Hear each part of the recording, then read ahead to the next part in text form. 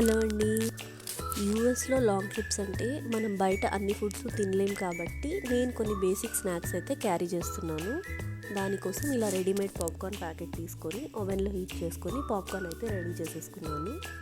ఇది కిడ్స్కి మంచి టు గో స్నాక్స్ లాగా బాగా హెల్ప్ అవుతుంది.